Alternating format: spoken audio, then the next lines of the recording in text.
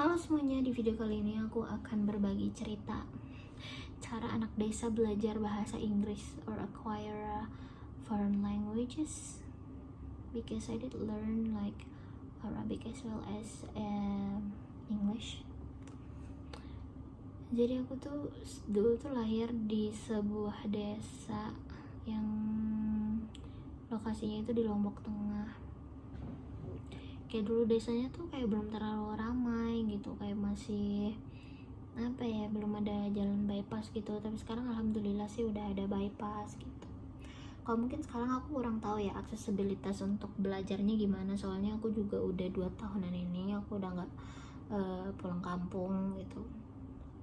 Tapi dulu banget nih, aku mau ceritain dulu banget, kayak berapa ya, 10 14 tahun yang lalu, let's say 15 tahun yang lalu deh, pas aku masih SD sekitar kelas 6 gitu.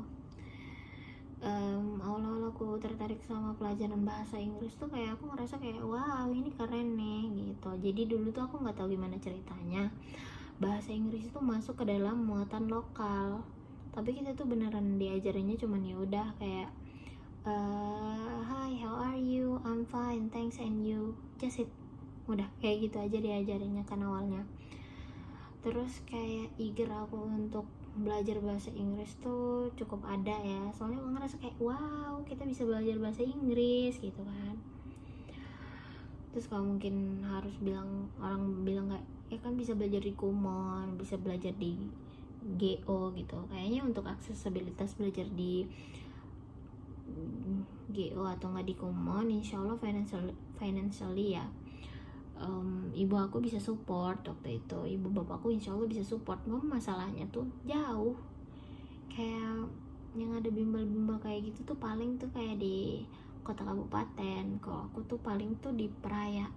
Makanya pas aku masuk MTS yaitu di salah satu pesantren yang ada di Lombok, aku tuh shock dengar teman aku yang katanya les di Kumon lah, les di sini lah. Minimal aku tuh emang beneran gak dapat akses untuk bisa belajar yang kayak ikut-ikut les kayak gitu. Jadi gimana aku pertama kali belajar bahasa Inggris itu tuh justru alhamdulillah banget, aku kebantu banget setelah aku masuk di pondok pesantren. Tapi masuk di pondok pesantren pun sorry to say, tapi nggak semuanya itu fluent in English and also in Arabic ya. Kayak in Arabic aku bisa Arabic juga, cuman kayak ya udah Arabic tapi kayak bahasa sak gitu.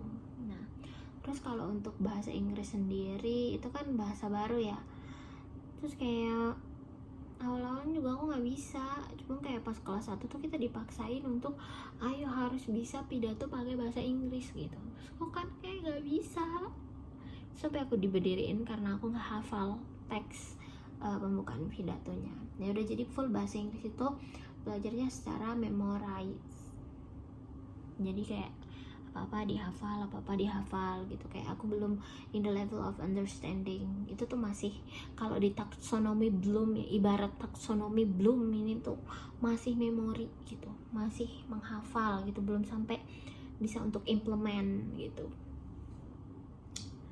Nah, terus habis itu bahkan dulu tuh aku tuh kayak baca tulisan de itu, aku bacanya teh. Aku diketawain habis-habisan sama abangku, karena abangku juga sebelumnya di pesantren kan. Terus habis itu aku nggak tahu aku dapet energi dari mana, tiba-tiba tuh aku kayak jadi suka belajar. Soalnya kayak aku punya kakak kelas yang sangat suportif. Jadi kayak, Santi, coba kamu belajar ini kayak gitu. Jadi kayak penting tuh punya mentor atau kayak punya role model gitu-gitu. Itu sih. Nah, dan cara belajarnya di pesantren itu karena emang benar-benar memorize dari awal ya. Jadi ya udah kayak hafal aja gitu. Maun water air, naklun seripal sandal, miftahun ki kunci. Udah kayak gitu, hafal-hafal aja. Cuma masalahnya itu belum masih bener ya ini pemakaiannya mungkin. Tapi karena daily basis juga sering pakai, alhamdulillah akhirnya aku tuh mulai lancar-lancar di situ. Misalnya ada orang pidato, ya udah aku beraniin dia untuk ya udah ikut gitu pidato bahasa Inggris. Meskipun aku sempat tuh tarung kayak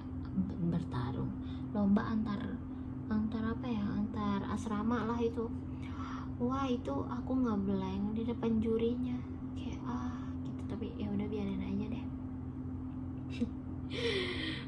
Terus aku pernah ikut lomba debate juga, pernah menang juga lomba debate, pernah juga debatenya kayak aku nggak ngerti argumen orang ini ngomong apa gitu, pernah juga di posisi kayak gitu ya, ups and down lah. Terus selanjutnya si anak kampung ini, si anak desa ini, akhirnya karena nilai bahasa Inggris aku tuh cukup bagus ya, ya udah aku tuh kayak apa ya, kayak kalau mau ambil jurusan lain tuh kayak aku udah keburu ke trigger, takut hitung-hitungannya duluan. Jadinya ya udah, akhirnya aku ambil jurusan tadris bahasa Inggris. Wah, full in English, tapi ada juga sih beberapa juga yang nggak full in English gitu.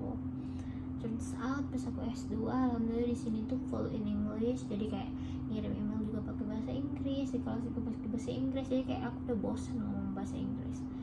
So from now on, I'm speaking in English. However, my score is not that good. I just got like B2 because I'm so bad on my writing. Dulu kayak aku pernah tes IELTS juga, itu skornya cuma 6.